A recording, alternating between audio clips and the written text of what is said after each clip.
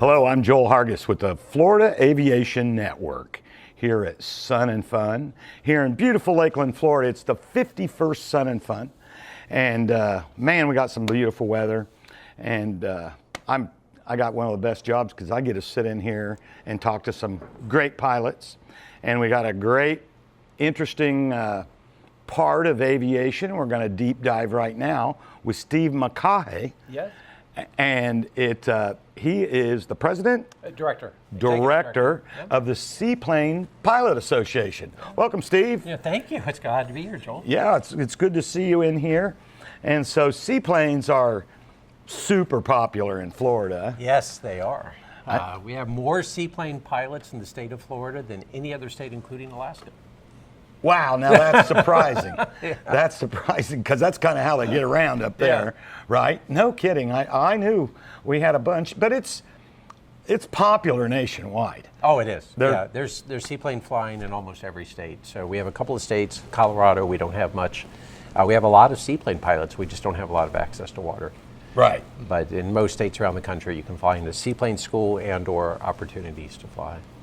So I've been up in several seaplanes. I've been in the belly land amphibs. I've been up on floats. They are fun.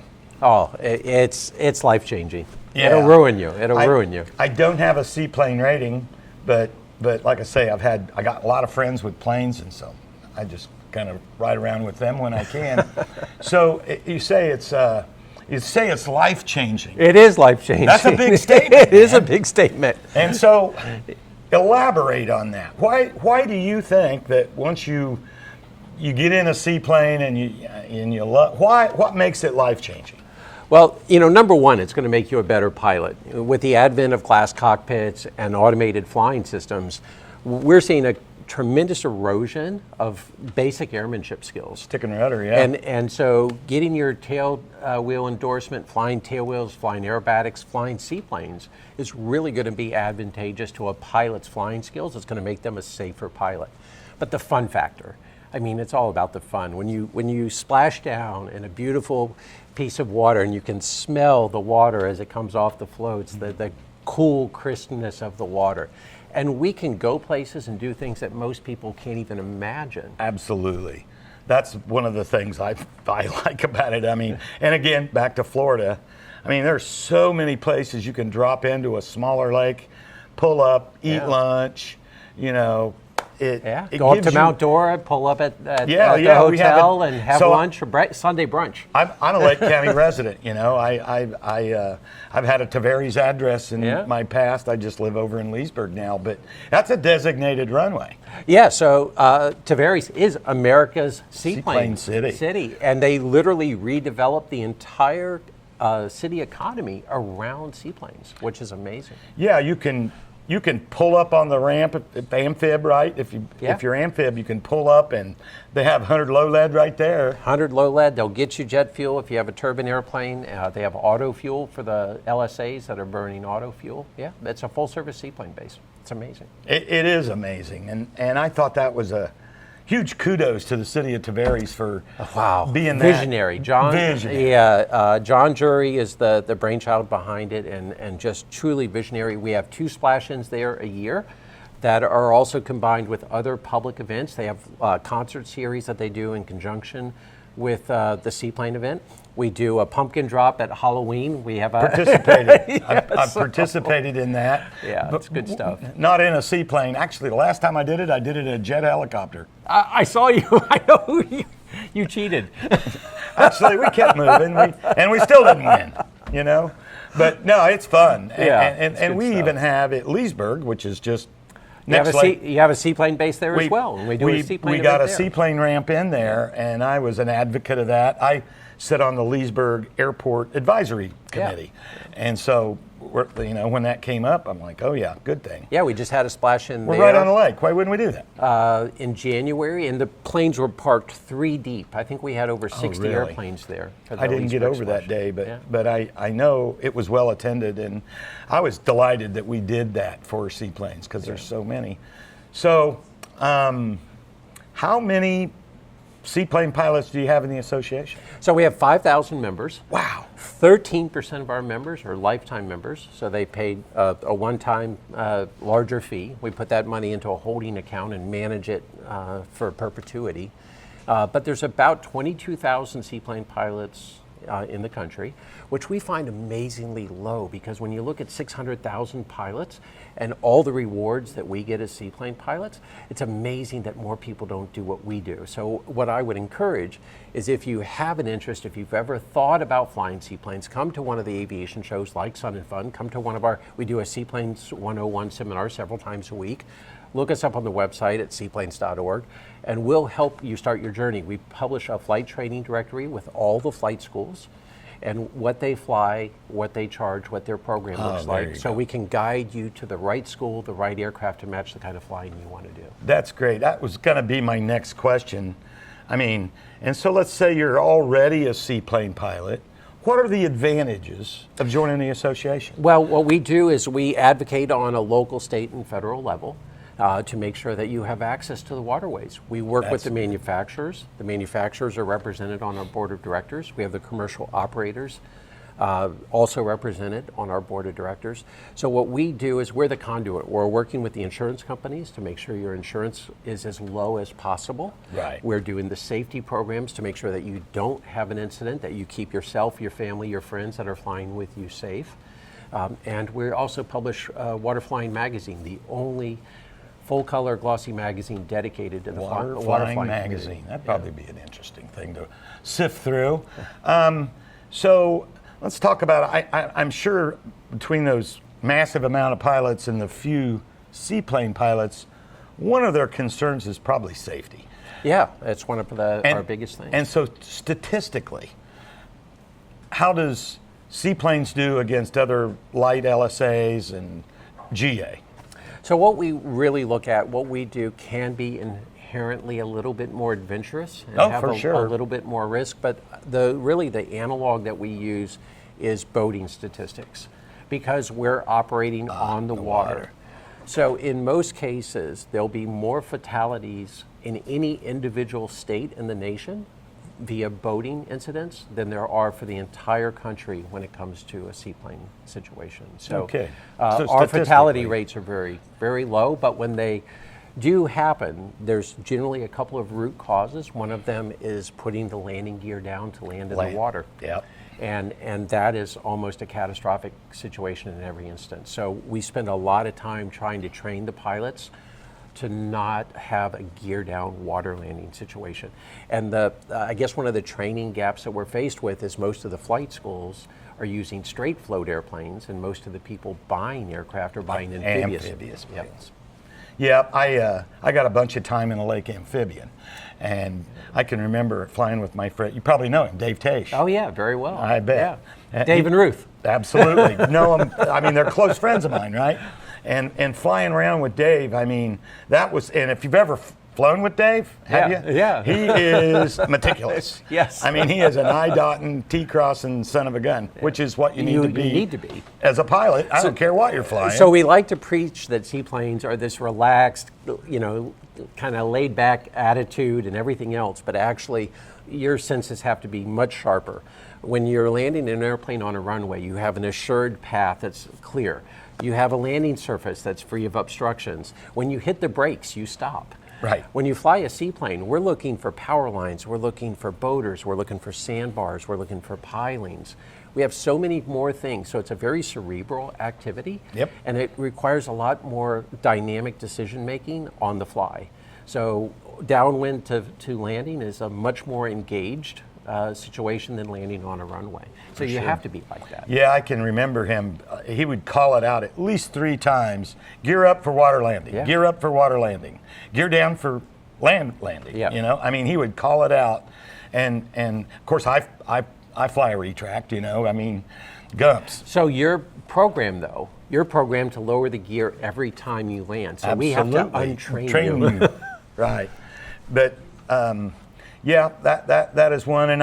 And having, again, I've been in the right seat many times, and it's, once you get on the water, it's somewhere between speedboat and sailboat. Yeah. Right? Depends on how strong the winds are. Right. Yeah. I mean, it's speedboat. Because we're going to weather vane. Absolutely. We're going to weather vane, so you have to know how to deal with that. So you actually get into a situation where you have to learn how to sail your airplane. Because one of the safest maneuvers we can do in an onshore breeze is to actually use the airplane as a sailboat and sail it back where we want it. And you can very accurately put it on the shoreline where you want it that way. Yeah, that's experience and practice like anything else, aviation or anything else, right? It really takes, if you've been flying for any length of time, it doesn't matter if you have 20,000 hours or 500 hours, when you start flying seaplanes, you're going to have to learn a whole new set of skills. And again, so it gives you a chance to constantly grow, and that's one of the things I like, is every landing we do is unique. And so you're constantly working on your skills. Are you are you a hardened seaplane pilot 1,000 hours? No, you're still learning.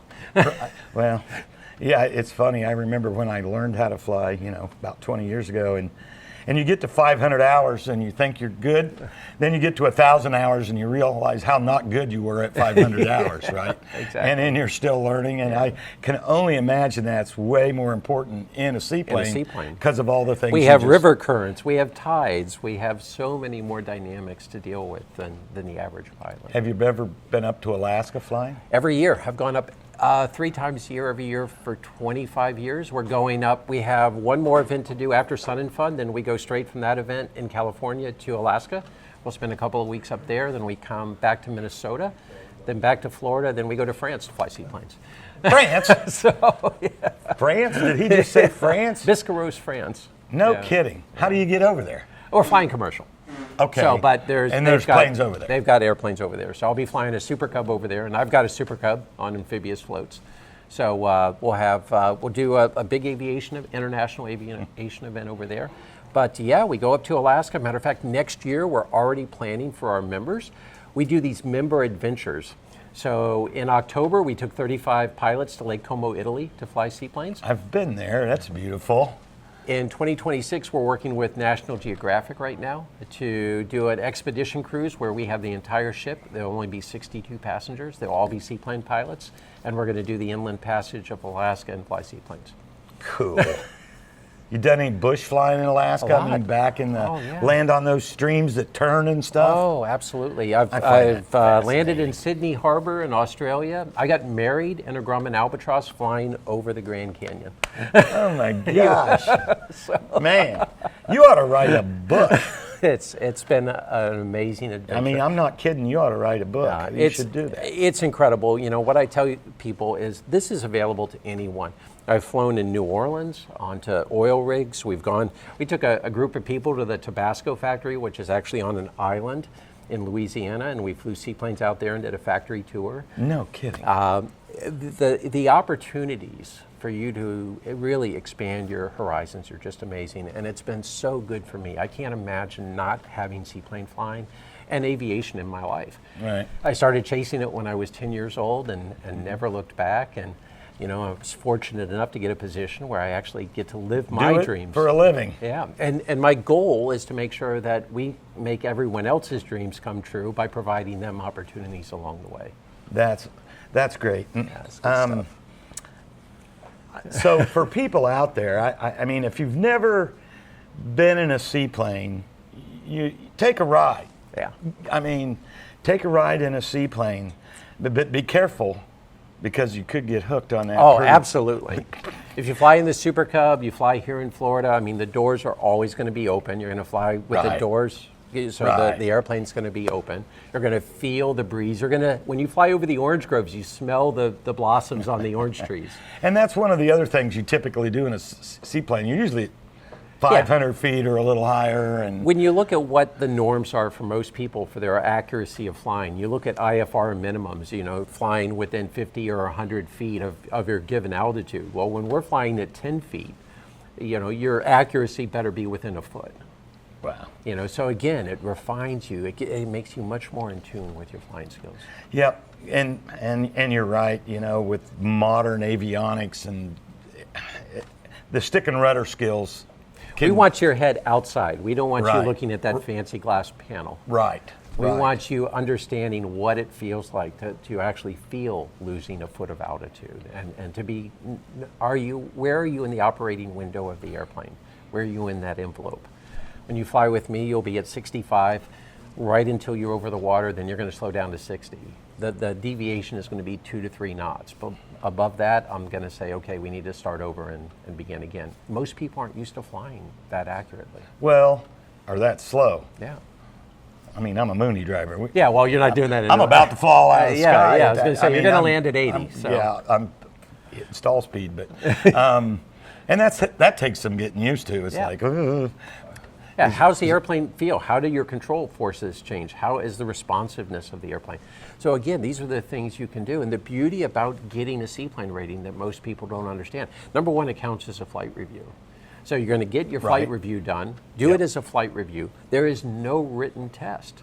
So you have an oral and a practical test, but there's no written test. So Well, it takes nice. some of the anxiety away from doing the rating. You can do a seaplane rating generally in 3 days, in 6 to 8 hours. It's going to be the most fun you've ever had. It's going to open up new horizons, and you're going to get a flight review out of it as well. So did you hear that, folks? It takes 2 to 3 days. To do a rating from beginning to end. 8 hours. I mean, I know. I'll promote my own FBO there, Sun Air in Leesburg. You can rent a Husky there. They have a Husky on floats there, and that's awesome. And I know the guy that taught me how to fly, of all their fleet there, and they got a lot of airplanes, that's his favorite. Oh yeah, how can it not be? He likes to take his little son Jackson out and in the Husky. That's the pictures I always see is them in the Husky.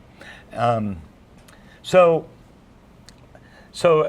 and help me. So plane on floats. Yes. Or the amphib, what's that called? Flying boat. The flying boat. Like a lake amphibian like or an lake, icon. or an icon or a Sea Ray. Or a super petrol, yeah. Oh, okay. So which do you like and why? Well, I have to like everything. That was a loaded question, wasn't it? I try to do that to people. Yeah, I love them all. They're all different. What I love about airplanes in general is every airplane flies the same, and yet every airplane flies differently. And so they all have a personality, and you just have to embrace the personality and master the personality. So the flying boats, oddly enough, again, things that people don't understand, when you get a seaplane rating and you do it in a float plane, you're going to be legal to fly any seaplane. Right.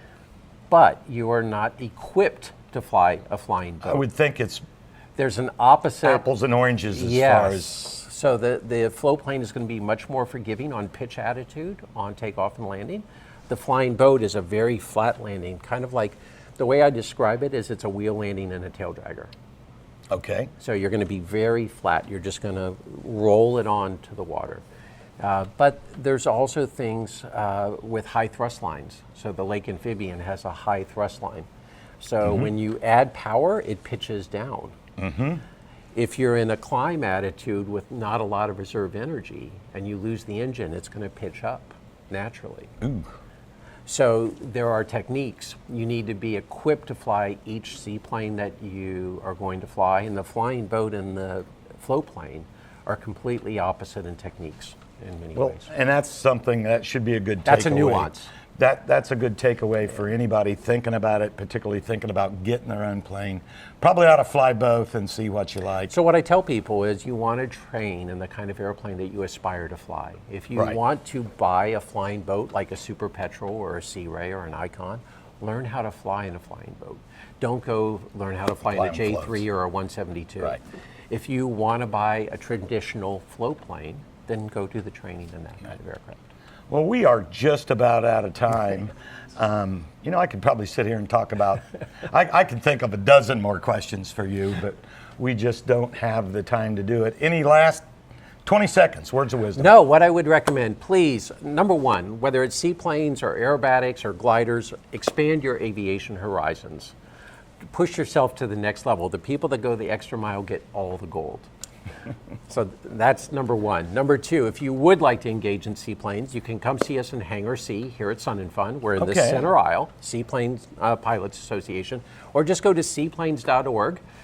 Go through our website. Again, we'll get you the flight training directory. Reach out to us. We'll help you on your journey. Well, there's some great advice. Thank you, Steve, for coming. Welcome. I Thank appreciate you for having it. me, Joel.